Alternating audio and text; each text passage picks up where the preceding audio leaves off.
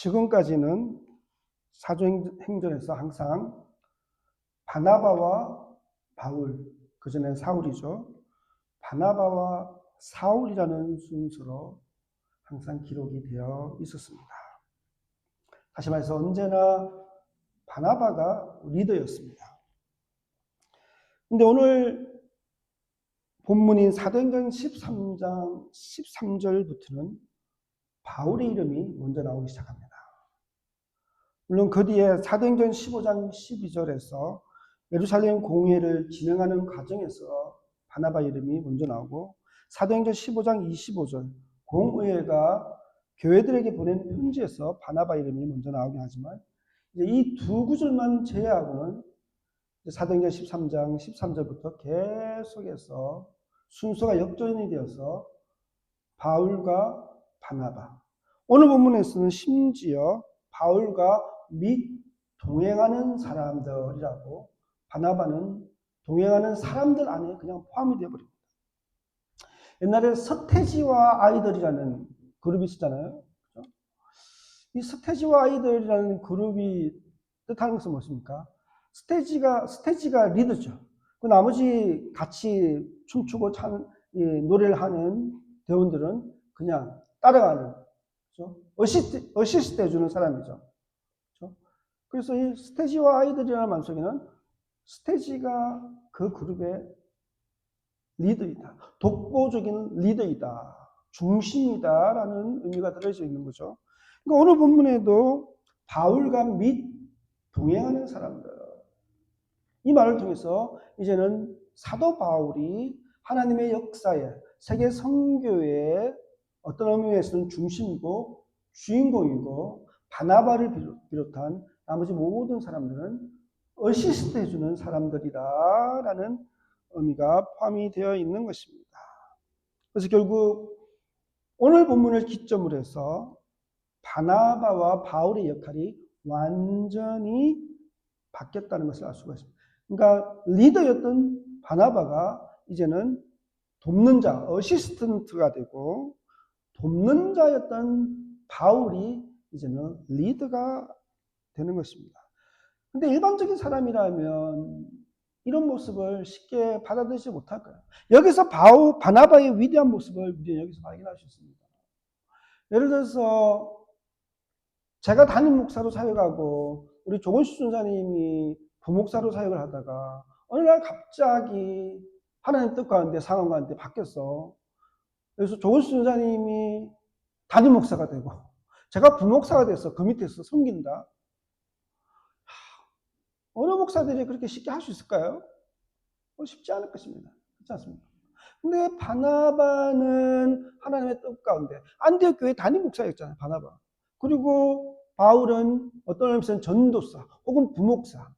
근데 이제 전도 여행을 하면서 바나바가 리더가 되고, 아니 사도 바울이 리더가 되고 이제 바나바가 어시스트하는 역할을 하게 된 거예요. 근데 바나바는 하나님의 뜻과 하나님의 사명 가운데 직책에 응하지 않고, 누가 리더이고 누가 어시스트인지 돕는 자인지 상관하지 않고, 리더였던 바나바가 자신의 팔로우였던 바울을 리더로 삼아서 지금 팔로잉 하고 있는 것입니다. 근데 사실 어떤 의미에서는 바울이 또한 바나바가 리더였을 때 바울을 어시스트하는 훌륭한 팔로워였기 때문에 바울 또한 훌륭한 리더가 될 수 있다라고 생각을 합니다. 근데 오늘 본문 사도행전 13장 13절에서 우리가 발견할 수 있는 다른 중요한 사실은 바나바의 조카인 마가 요한이 선교팀을 이탈하여서 예루살렘으로 혼자 돌아가 버렸다. 그러니까 선교 여행 중에 중간에 버가에서 그냥 혼자 돌아가 버렸어요. 마가 요한이 제1차 세계 선교 여행 때에 왜 선교팀을 떠나서 예루살렘으로 돌아갔는지에 대한 분명한 기록은 없습니다. 여러분 이걸 한번 보십시오. 지도를 한번 보십시오. 지도를. 자, 여기서 안디옥이잖아요. 여기 안디옥, 그죠? 여기 안디옥에서 배를 타고 살라미까지 왔습니다. 여기서 전도하고 바보에서 전도를 하고 여기서 지금 여기 이렇게 사이프러스 구브로섬이잖아요. 여기가 지중해입니다. 지중해. 그죠? 여기가 지금 예루살렘 지금 여기가 지금 이스라엘 있는 땅이고 여기 지금 전쟁하고 있는 레바논하고 전쟁하고 있는 땅이잖아요. 여기가 시리아가 있고요. 레바논이 있고 저 원래 지금 이렇죠? 그러니까 이게 지금 수리아의 안디옥에서 배를 타고 살라미 바보를 거쳐서 이 배를 타고 이 버가라는 곳에 온 것이 버가라. 그렇죠? 버가라는. 여기서 지금 마가 요한이 떠나버렸어요. 여러분 제가 2년 전에 2, 3년 전에 소아시아 선교여행 갔을 때 여기 안디옥에서 출발해서 여기 실루기아항을 갔다가요. 여기서 차를 몰고 이 여기 길리기안 게이트라는 산맥들이 있어요. 여기서 이게 타우루스라는 이 산이 여기 있어. 큰. 이 산을 서너 시간 넘어서 차를 운전해가지고 이 다소로 왔거든요. 그렇죠?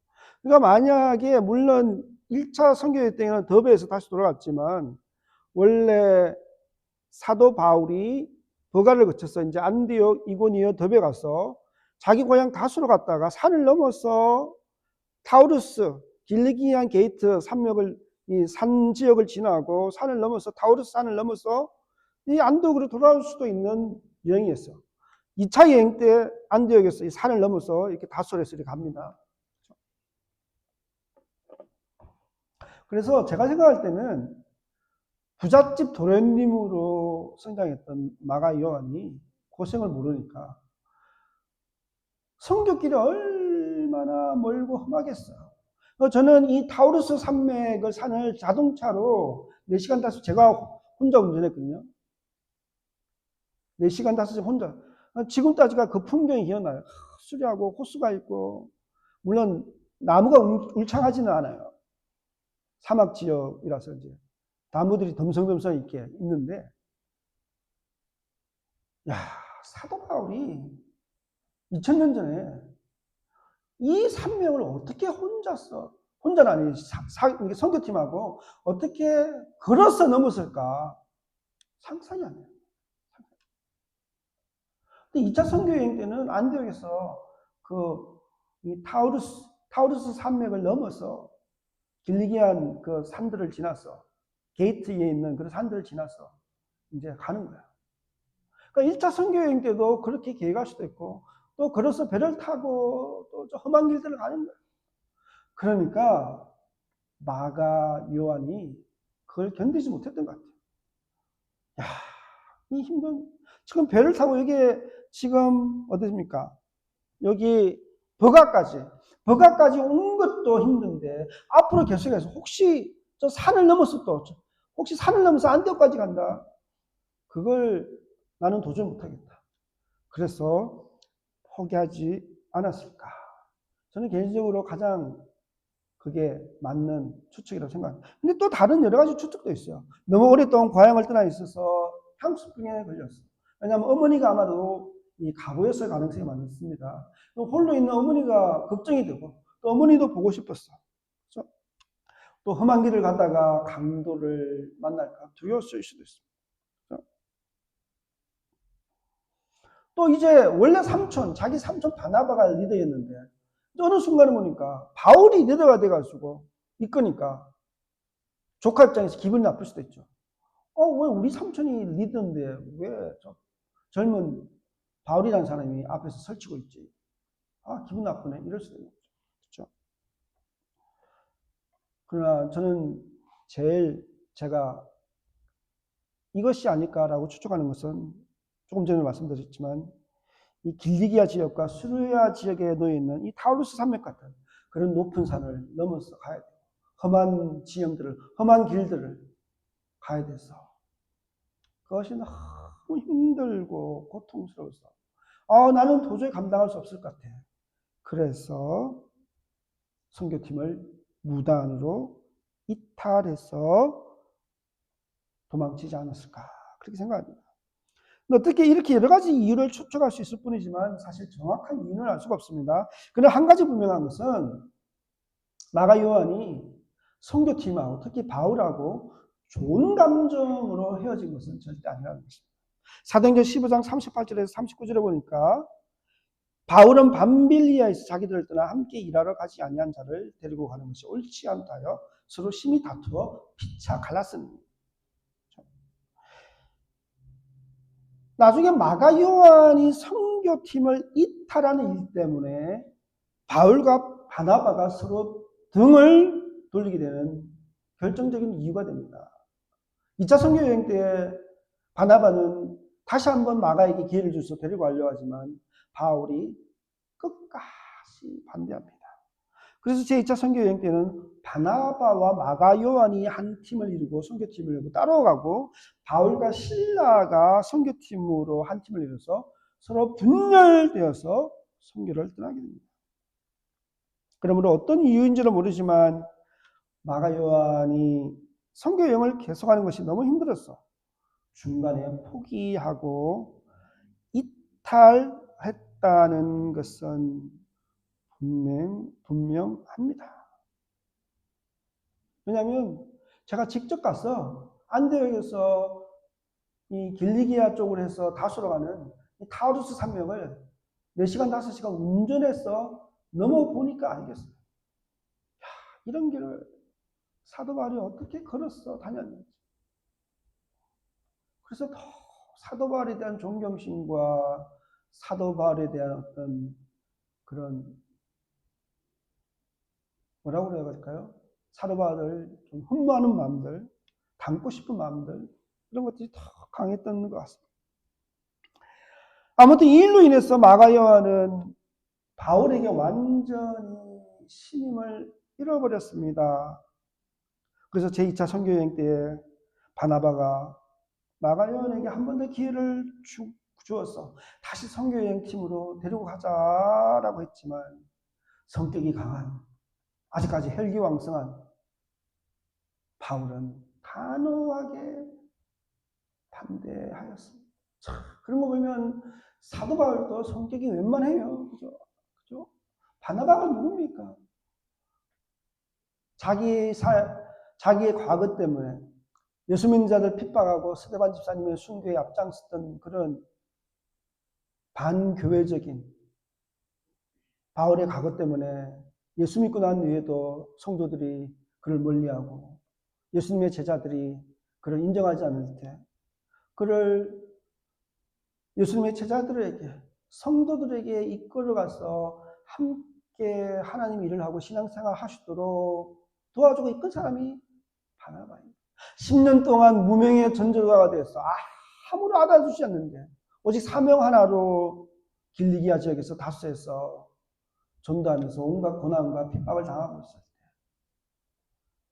40에 하나 감한매를 몇 번 맞으면서 눈물의 빵을 먹으면서 가난과 고통과 고난 가운데 사역하고 있을 때 그를 안디옥교회 지금은 대형교회 아닙니까? 대형교회 부목사로 데리고 와서 사도 바울이 위대한 선교사요 목회자요 신학자로 설 수 있도록 키워준 사람이 바나바 아닙니까? 그런데 자기가 정한 기준 가운데서 하나님의 사역을 위해서 일하는데 저렇게 나약하고 무책임한 사람은 내가 용서할 수 없어. 함께 할 수 없어. 그러면서 바나바의 어떤 의미에서는 감청에도 불구하고 매몰차게 거절하고 바나바와 마가가 따로 결국에는 분열돼서 떠나게 만들어 버렸던 것입니다. 결국 이 바울의 엄격함과 고집 때문에 결국에는 선교팀이 둘로 나눠지는 비극적인 상황을 맞이하게 되었던 것입니다. 그래서 바나바는 마가를 데리고 가고 바울은 실라를 데리고 이제 가게 되는 것입니다.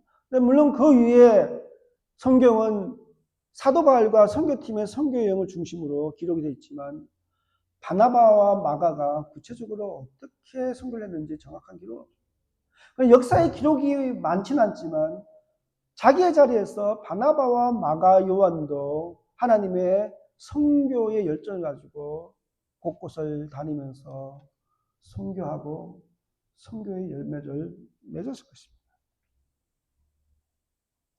이렇게 사도 바울은 젊었을 때 단호하게 마가 요한의 실패를 인정하지 않고 용서하지 않고 그를 내쳤습니다. 그러나 사도 바울은 말년에 로마 감옥에 두 번째로 갇혔을 때, 여러분 사도 바울은 로마 감옥에 두 번 갇힙니다. 사도행전에서 마지막에 이제 죄인이 되어서 배를 타고 로마로 가지 않습니까?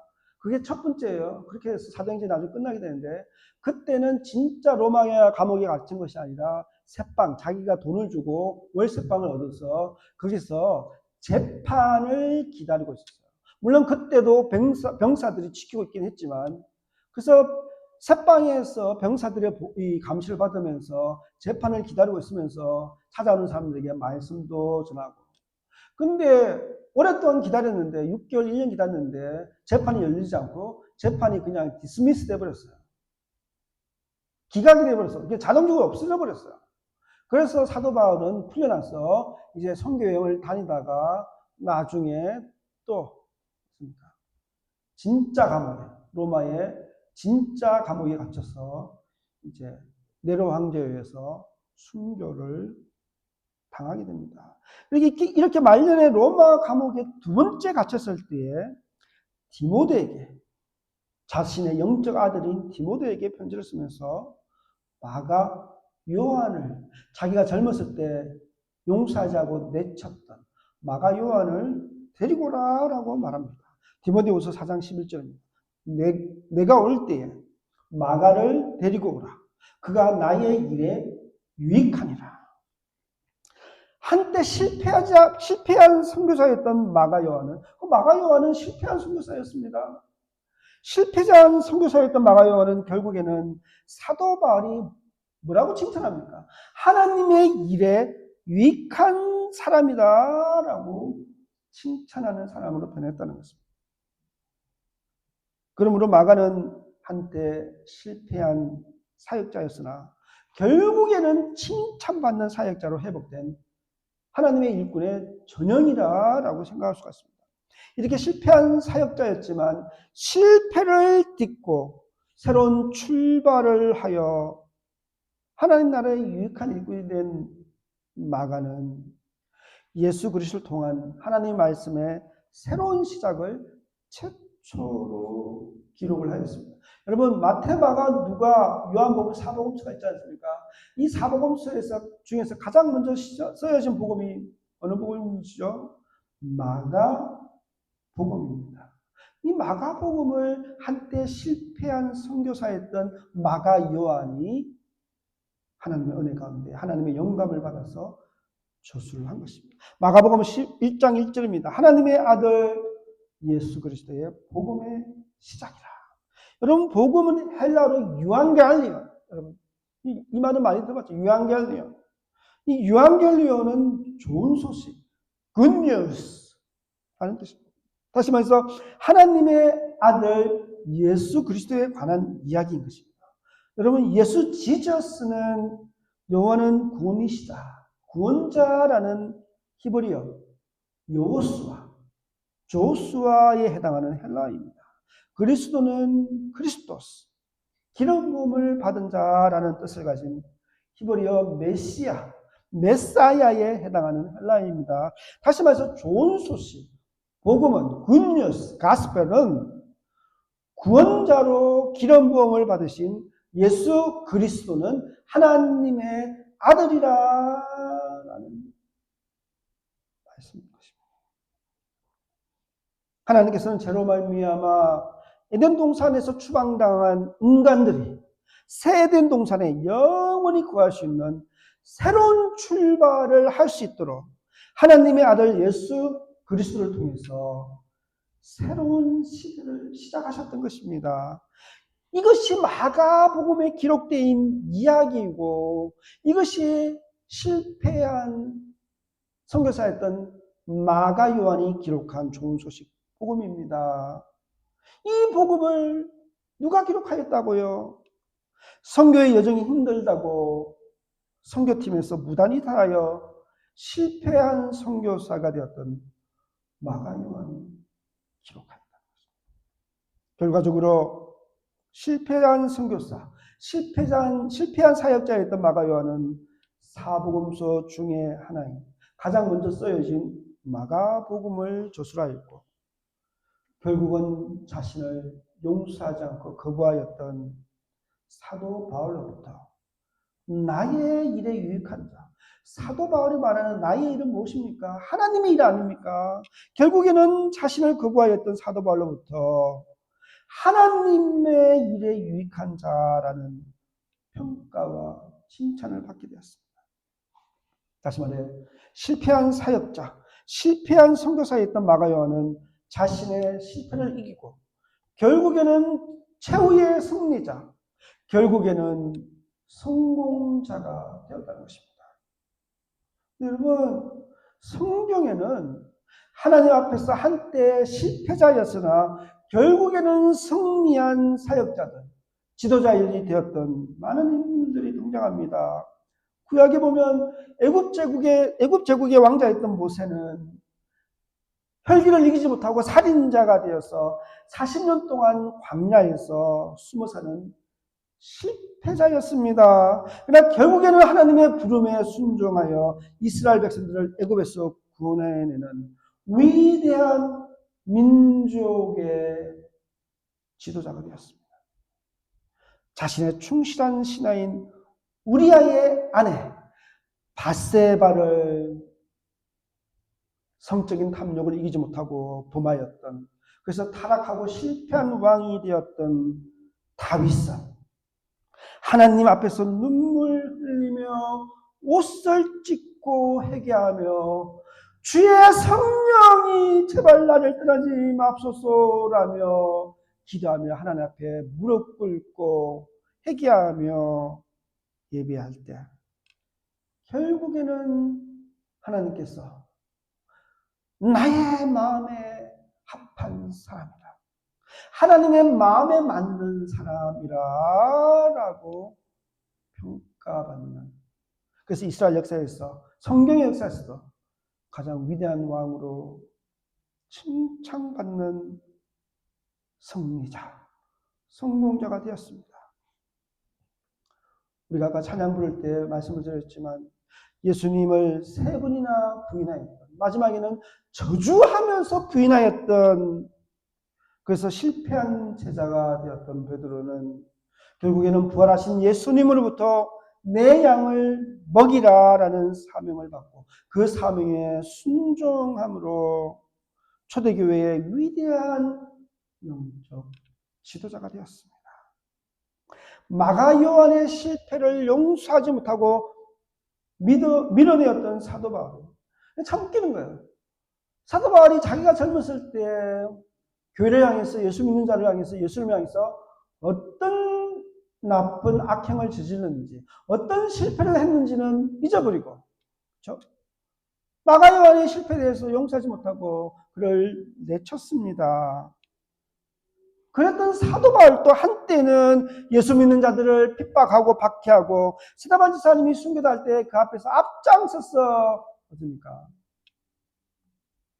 선동하고 죽음을 이끌었던, 적극적으로 스데반 지사님의 죽음에 가담했던 예수 그리스도의 원수요 신앙의 실패자가 사도 바울이었습니다.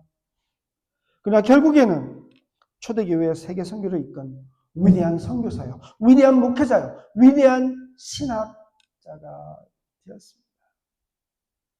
결국에는 승리하였습니다. 여러분, 이게 중요한 거예요. 결국에는 우리가 이 땅에서 인생의 마지막을 끝내고 하나님 앞에 설 때 우리가 결국에는 믿음의 승리자가 되느냐 아니면 믿음의 실패자가 되느냐, 이것이 우리 삶의 실패와 인생을 좌우하는 것입니다. 여러분, 우리는 인생을 살아가면서 수많은 실패를 만나게 됩니다. 그렇지 않습니까? 하지만 인생을 통해서 만나는 실패는 때로는 정말 아픕니다. 실패를 받아들이는 게 정말 힘듭니다. 그러나 실패를 통해서 우리는 깨어집니다. 실패를 통해서 우리는 낮아집니다. 실패를 통해서 우리의 자아가 깨어지고 실패를 통해서 우리의 교만이 깨어집니다. 그리고 실패를 통해서 우리는 하나님의 은혜를 만나게 됩니다. 그래서 그 하나님의 은혜로 우리의 실력과 우리의 능력과 우리의 자랑이 아니라 하나님의 은혜로 우리는 결국은 성공하고 승리자가 되는 것입니다. 골짜기가 깊을수록 산이 높은 법입니다. 실패를 통한 시련의 역경의 골짜기가 깊으면 깊을수록 우리 인생의 산봉우리는 높습니다. 실패라는 고독의 동굴이 깊고 어두울수록 우리 앞에 펼쳐질 축복의 광야는 넓고 큽니다. 그러므로 우리가 나아가는 인생의 길, 사명의 길에서 설령 실패를 만날지라도 낙심하지 말고 절망하지 말고 포기하지 말고 하나님을 의지하고 신뢰하고 믿으며 끝까지 달려가야 합니다. 그럴 때 우리는 결국에는 하나님께서 주시는 승리를 만나게 될 것입니다. 우리 인생의 모든 실패를 이기고 결국에는 하나님 앞에서 성공자로 서게 될 것입니다. 그러므로 우리의 실패를 넘어 결국에는 승리하게 하시고 성공하게 하시는 하나님의 은혜를 의지하며 다시 한번 우리의 사명을 붙들고 예수 그리스도의 십자가를 붙들고 담대하게 달려가시는 저와 여러분이 되시기를 간절히 기도드립니다.